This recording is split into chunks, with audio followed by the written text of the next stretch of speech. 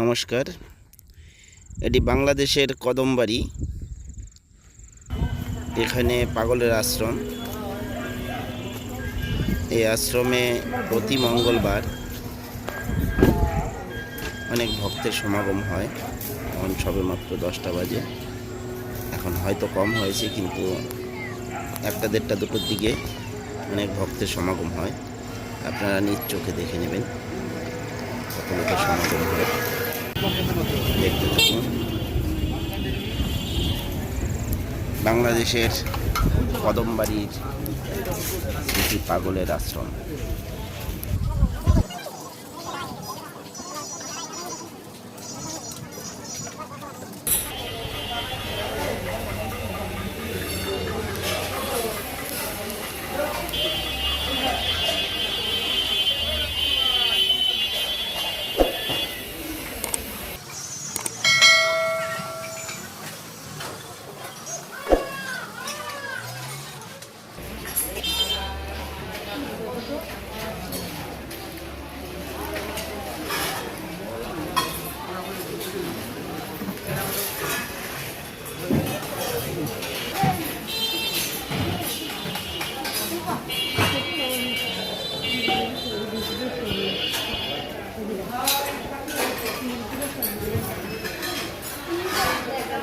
সবেমাত্র দোকান চালু হয়েছে, দোকান খুলছে। এখানে নানান রকমের জিনিসের দোকান খোলা হয়েছে, যেমন মনে করেন ওই পুজোর যে কোনো সামগ্রী, এগুলো সবই এখানে পাওয়া যায়। এবং প্রসাদের যে সব সামগ্রী রয়েছে সেগুলো সবই এখানে পাওয়া যায়। সব উঠছে মেলায় কিভাবে এই যে লোক কেবল আসছে, এই কেবল শুরু। এটাই মূল পাগলের আশ্রম। এখানেই সকল ভক্তরা আসে এবং ভজন কীর্তন যাই হোক, যা কিছু করার এখানেই করে। তারপরে প্রসাদ পায়, প্রসাদ পাওয়ার পরে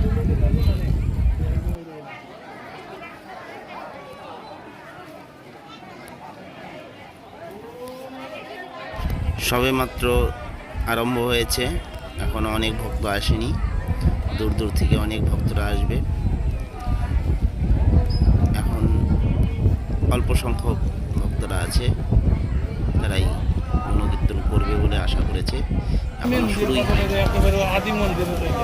যখন শুরু হবে তখন অনেক লোকের সমাগম। এটাই আদি মন্দির নাকি? 2 ঘন্টা পরে উঠে হবে না।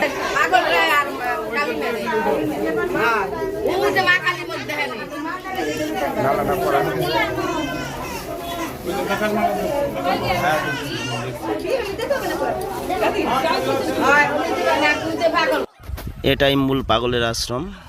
এখানেই ভক্তরা এসে পুজো দেয় এবং যার যা মনের বাসনা আছে সেটা তারা নিজ নিজভাবে ব্যক্ত করে।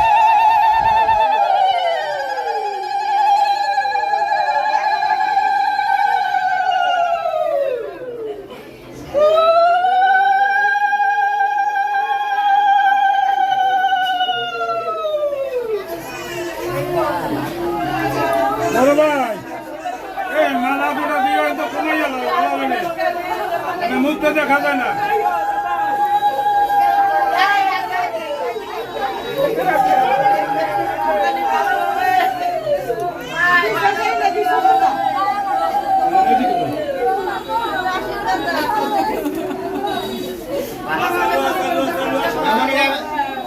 সময় নিতে পারবেন না, কোনো সময় না যখন প্রণাম দিয়ে বাইরে যাবেন।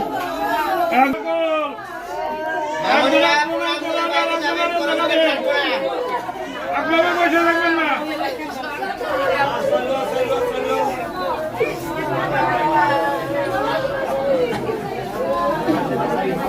অন্যজনকে প্রণাম করে সময় দেন। এরপর আমরা রন্ধনশালার দিকে এগিয়ে যাই আস্তে আস্তে, যে রন্ধনশালায় কেমন পরিমাণ রান্না হয় এবং ভক্তদের জন্য কী ব্যবস্থা করা হয় সেটাই দেখতে যাই। এটাই সেই রন্ধনশালা। কোনো মঙ্গলবার 3 তাপাল, এবং কোনো মঙ্গলবার 4 তাপাল প্রসাদের ব্যবস্থা করা হয়।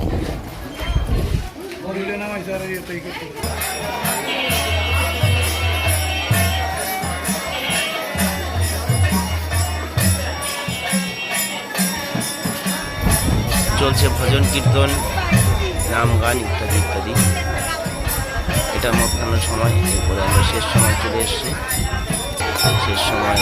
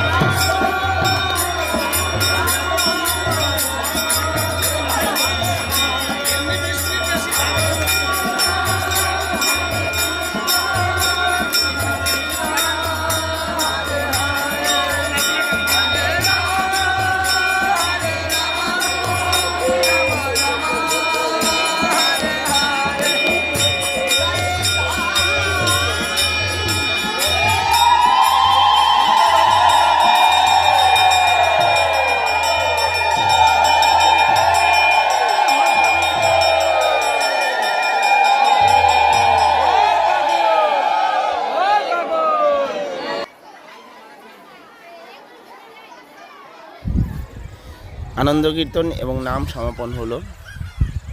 এখন প্রসাদের ব্যবস্থা করেছে। প্রসাদ, এত পরিমাণে প্রসাদের উপরে সবার চাহিদা। এই প্রসাদের ভিডিওটা করতে আমাকে 6.5 মিনিট লেগে গেছে। যত জায়গা দিয়ে মানুষ বসেছে এবং যত গলি ঠলি আছে সব গলিতে বসেছে।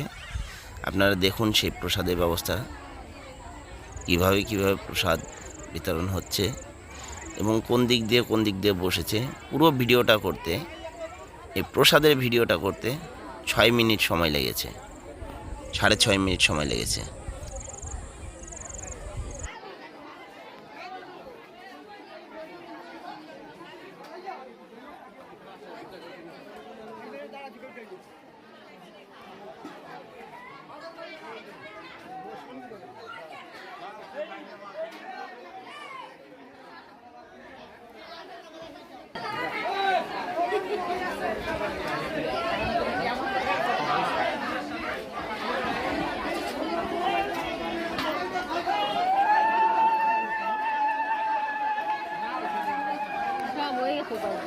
আরে কে রয়েছে?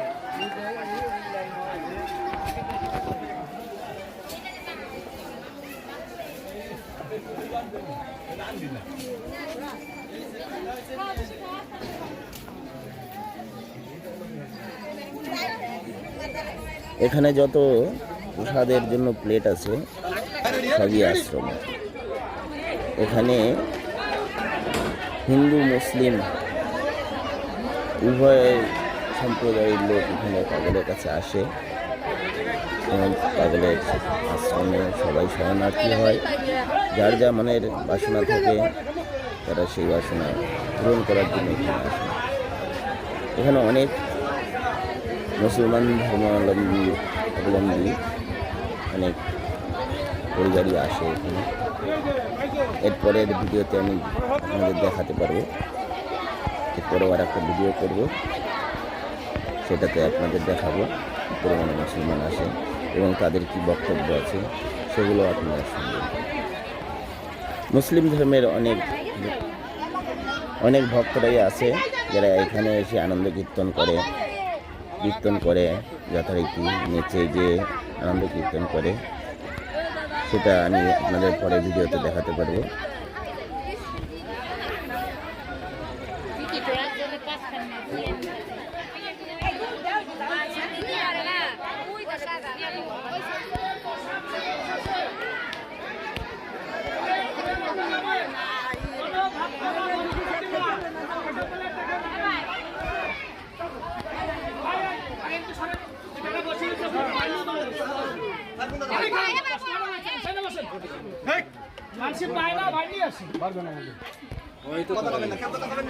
কি জন্য পায় না বলছেন তো?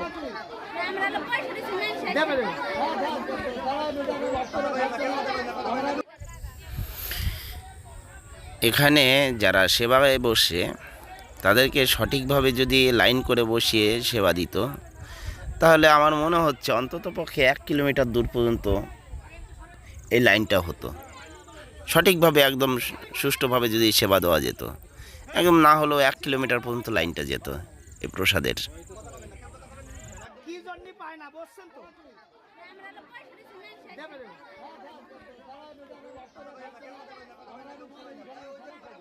পাবেন, সবাই পাবেন, একটু অপেক্ষা করুন। সবাই পাবেন, এমন কেউ এসে পাবেন।